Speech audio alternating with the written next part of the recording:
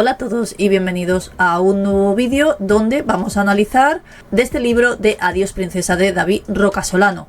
Como ya os anuncié que este libro tiene capítulos extremadamente largos y ya estáis viendo cómo tengo la voz, en este vídeo os traigo un capítulo donde os narro muchas cosas de la niñez y de cómo es realmente la familia de Leticia. Y vamos ya con ese tercer capítulo titulado El abuelo taxista y el Salvador. Al principio del capítulo, como os podéis imaginar, habla de uno de los abuelos de Leticia Ortiz, el abuelo casi del que más se ha hablado desde que se conociera a Leticia, el abuelo Paco, como le llamaban entre ellos, que ya sabéis que era taxista de profesión.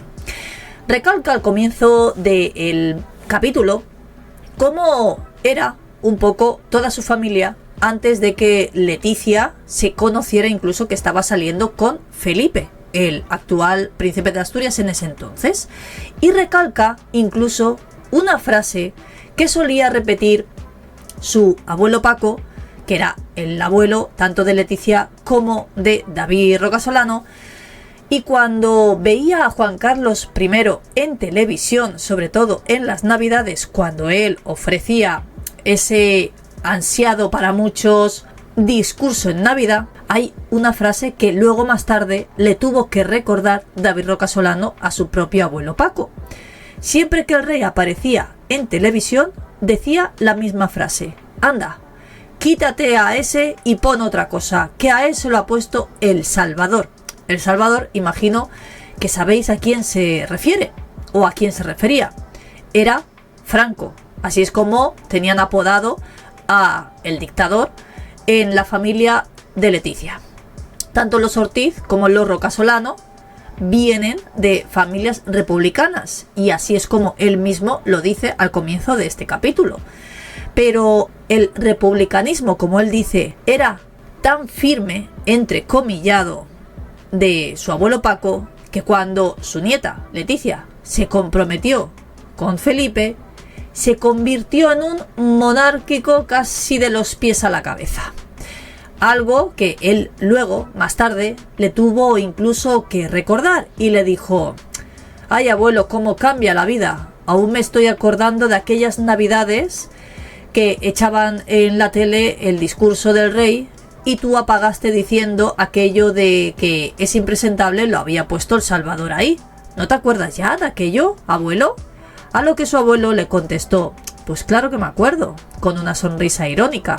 Y David le volvió a preguntar: ¿y ahora que es el suegro de tu nieta, qué? ¿Ya no es el mismo hijo de...? A lo que el abuelo Paco le contestó: no digas esas cosas, chico, poniéndose más serio.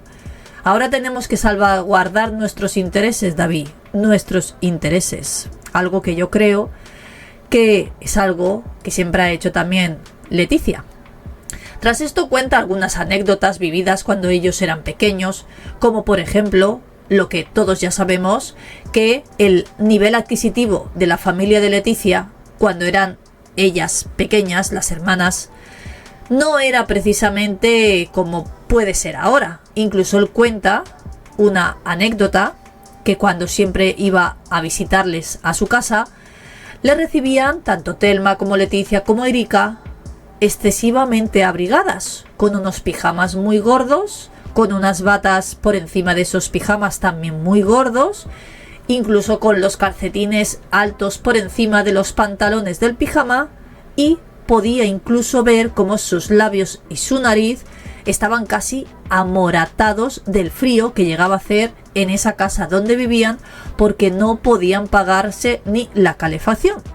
También cuenta cómo, a pesar de no tener un duro, siempre su padre hacía lo imposible para poder llevarlas de vacaciones, eso sí, de una manera bastante barata, porque iban siempre los 5 en un coche, visitando diferentes países, durmiendo en el coche o en campings, en tiendas de campaña, comiendo bocadillos hasta que se les terminaba el dinero y volvían a casa. Pero eso hacía que Leticia, Telma y Erika pues fueran casi las admiradas en el grupo de amigos. Normalmente después de esos viajes pues acostumbraban siempre a contarles esas hazañas en esos países donde su padre las había llevado de vacaciones. Luego también cuenta unas anécdotas en torno a los padres de Leticia Ortiz, Jesús Ortiz y Paloma Rocasolano, y lo que solía suceder casi siempre en todas las navidades. Hay unos detalles que cuenta sobre Jesús Ortiz que son para comentar, como por ejemplo que quizá esa sangre que lleva Leticia Ortiz viene más por parte de su padre. Casi siempre en todas las navidades, cuando se hacían esas reuniones con toda la familia y aparecía Jesús Ortiz en la casa de el abuelo Paco y su mujer, los padres de Paloma Rocasolano, había incluso algún momento en los que tenía discusiones. Dice que casi todas las navidades acababan casi a hostias, así dice literalmente. Pero lo que sí nos narra en este capítulo es que los padres de Paloma Rocasolano nunca habían visto bien la relación de Paloma con Jesús, incluso llegando al punto podemos hacer la comparación de los Reyes Eméritos con Leticia Ortiz, que incluso le llegaron a decir a su hija Paloma que ese chico no le convenía porque no tenía oficio ni beneficio. Incluso nos dice que empezó la carrera de Derecho y nunca la terminó.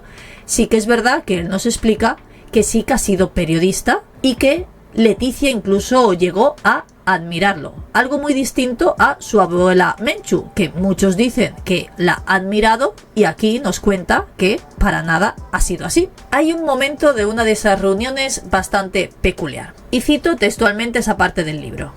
Recuerdo con especial nitidez un 31 de diciembre en el piso de mis abuelos en Alicante. Yo tenía 16 años y escuchaba más o menos aburrido las conversaciones que tenían entre ellos. Una charla en ese entonces que estaba dando casi Jesús Ortiz sobre principios morales y buenas costumbres. Y su suegra aprovechó un respiro de Jesús para soltarle entre dientes a su yerno: tú mejor cállate, que ya te han pillado a ti haciendo lo que no debes. Jesús se puso arisco y le respondió exclamándole y casi gritándole: ¿pero tú? Arrojando la servilleta de muy malas maneras encima de la mesa, chillando: ¿tú de qué estás hablando? A ver, explícame por qué no te entiendo. A lo que muy tranquila la madre de Paloma le dijo: pues me ha venido Pepe, el de Conchita, y me ha dicho que te ha pillado en un hotel de Córdoba con una chica.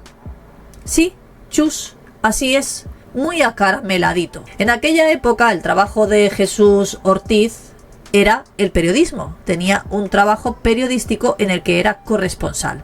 Viajaba mucho y en esos viajes parece ser que tenía una vida un poquito suelta, por decirlo así. Había unos momentos en esas reuniones que, tal y como nos narra David Rocasolano, a muy pocos le gustaba. Hacía una especie de broma, pero una actitud un poquito reprobable por parte de la familia. Dice que cuando llegaba a esas reuniones familiares, la manera en que saludaba a las mujeres no era precisamente la más adecuada. Siempre les llevaba una flor a cada una de ellas e incluso hacía de Don Juan y les daba un beso en el cuello, algo que a él personalmente no le gusta y que cuenta que seguramente a su padre tampoco le gustaría. Os quería contar este trozo porque me parece relevante en esa actitud que podemos ahora ver un poquito más sobre la actitud de Leticia. Lo que desde luego no es su tío, como él dice, es un arrogante maleducado como la prensa ha querido hacer ver de él. Lo mismo que su tía Paloma, que dice que no es esa madre discreta, ni atenta, ni agradable que han intentado dibujar. Dice que por su parte no tiene arraigos sanguíneos y se queda 1000 veces antes con su tío que con su tía. Ahora pasa un poquito a lo que os he comentado antes sobre los trabajos de Jesús Ortiz, la admiración que sentía Leticia por él y la no admiración que sentía por su abuela Menchu, que es lo que nos han intentado vender en los medios de comunicación, diciendo incluso que su abuela Menchu fue la que le instruyó en esa pasión por el periodismo y por eso Leticia terminó estudiando esa carrera. Dice textualmente David Rocasolano que la abuela Menchú era una simple locutora de radio de provincia que presentó durante 40 años aproximadamente programas para amas de casa, y que a Leticia esos programas no le interesaban para nada, que desde siempre, desde bastante joven, casi una niña, a quien sintonizaba en la radio era a su padre. Jesús Ortiz era reportero, para él un periodista de verdad, que locutaba noticias políticas, de sucesos, de acontecimientos culturales, incluso cubrió algunas huelgas en minerías de Asturias durante la transición. Y también hacía entrevistas, cosa que para él es lo que le llevó a Leticia también ser periodista. También cuenta que Leticia cayó casi en desgracia cuando conoció que sus padres se separaron. En ese año 1998, cuando se casó ese mes de octubre con Alonso Guerrero, ese mismo día es cuando su padre decidía contarle a toda la familia que se separaba de Paloma. Como bien nos dice en este párrafo del libro, y os lo leo textual, Jesús cayó en desgracia mucho antes de que Leticia atisbara su cráneo coronado, concretamente el día de su boda con Alonso Guerrero. En ese banquete se enteraban de que Jesús había esperado a que Leticia se casara para anunciar su decisión de separarse. Supongo que también Leticia se enteró ese mismo día, porque algunos miembros de la familia no habían pecado nunca de discretos, como bien ya sabemos, e incluso vio raro que desperdiciaran la oportunidad de enturbiarle ese día a Leticia en esa ceremonia con ese suculento rumor, dando a entender que seguramente si alguien se hubiera enterado antes se lo hubieran contado. Por lo tanto, todos se enteraron ese mismo día.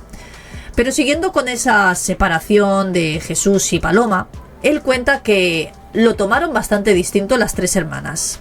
En un principio, Telma y Leticia se arrojaron casi encima de su padre cuando él anunció esa separación, ese divorcio, y que casi él vio impropia de unas mujeres de esa edad. Dice que eran casi como niñas de 5 años pataleando porque su padre no quería seguir con su madre. La única que mantuvo un poco la neutralidad en ese sentido fue Erika, que posiblemente era la más cuerda de las tres. Incluso tuvo una pequeña discusión con su prima, diciéndole que las cosas son así, que a veces el amor se termina y que no pasa absolutamente nada. Seguramente cuando luego se divorció de Alonso Guerrero, pues ella se dio cuenta de que, oye, el amor a veces es así de efímero. Esa separación de sus padres, cuenta David Rocasolano, que para Leticia fue casi un trauma, y que Telma y Erika casi se desvincularon de sus padres. Una vivía en Barcelona y la otra en Alemania, y se alejaron completamente de todo ese drama. La única que permaneció al lado de su madre fue Leticia. Retroalimentaba de alguna manera sus rencores hacia su padre, y que acabaron entre las dos de casi convertir a Jesús Ortiz en el mismísimo diablo. Desde esa separación, Jesús entró en una lista negra de Leticia, y que él cree que a día de hoy puede que siga en ella. Y después narra un momento violento, donde describe a una Leticia, pues nunca mejor dicho, muy violenta. Dice que recuerda un día en el que está hablando de esos viajes que realizaba con su padre todos los veranos, y a pesar de que tenían un coche bastante antiguo, les cuenta Leticia a sus primos que su padre había puesto el coche a 220 kilómetros por hora. Claro, sus primos empiezan a reír, tanto David Rocasolano como su hermano, que estaban los tres juntos, y le dicen que eso es imposible, que el coche no puede correr más de 100, 140. Parece ser que Leticia empieza incluso a enfadarse cada vez más, hasta a llegar el punto que uno de sus primos le dice a Leticia que no, Leticia, que el Ford Escort de tu padre no pasa de 140, y si lo hace, se desintegra. Ella, ya cada vez más enfadada, llega incluso a insultar al padre de sus primos y le dice: el que se desintegra es el cabrón de tu padre. Casi en cólera, y por primera vez en su vida suelta un taco, que no lo había escuchado nunca, o por lo menos él no lo había escuchado. Entonces, pues David no se queda atrás y le dice: tu padre sí que es un hijo de... Entonces pasó lo que nunca David se pensaba que podía suceder. Y es que Leticia se arrojó encima de él y empezó a golpearle con una furia que él mismo pensó que nunca podía haberle visto sacar a Leticia, puesto que era, como podemos verla ahora, una chica muy delgada, que lo que menos te piensas es que tiene fuerza, con esa extrema delgadez, como él dice textualmente, que no solo ella, sino sus hermanas Thelma y Erika eran prácticamente iguales. En un principio se pensó que era de broma, hasta que le empezó a hacer daño y vio que aquello no era broma. Su hermano intentó ayudarle, intentó quitársela de encima, no pudo, y en ese entonces apareció Thelma, que en vez de separarlos, lo que hizo fue acudir en defensa de su hermana, pensando que sus primos eran los que la estaban golpeando. Entonces, entre las dos, inexplicablemente, empezaron a golpear a sus primos como si no hubiera un mañana, y como cuenta David Rocasolano, mi hermano y yo, entre hostia y hostia, nos mirábamos sin comprender cómo era posible que estas dos rubias nos estuvieran plantando cara de esa manera. Ellos eran deportistas, bien formados y entrenados, y ellas estaban pudiendo con ellos. Al final se tuvieron que emplear a fondo, como él cuenta, y agarrarlas fuertemente y terminar con aquella pelea que se había ido un poco de madre. Y le dijo: como vuelvas a llamarle hijo de a mi padre, te mato. Así, literalmente, fue la frase con la que se terminó aquella discusión. Lo que dice que no entiende cómo Leticia fue después capaz de hacerle tanto daño a su padre, con lo que significaba entonces para ella. También cuenta que después de aquello nunca más volvió a suceder nada parecido, y finaliza el capítulo diciendo: hasta ahora. Hasta aquí este capítulo. Espero que os haya gustado, que os esté pareciendo interesante. A mí la verdad es que sí, porque no conocía muchas de las cosas en este libro. Detalla David Rocasolano. Como siempre me podéis dejar vuestras opiniones. Como siempre también os dejo anclado una pregunta en comentarios. Vuestras sugerencias, aunque más o menos todos me estáis pidiendo los mismos libros. Algunos libros que tengo en mente, que son los libros de Ana Romero. De momento me podéis dejar vuestras opiniones y comentarios sobre lo que estamos tratando del libro de Adiós Princesa, y nos vemos en el próximo vídeo.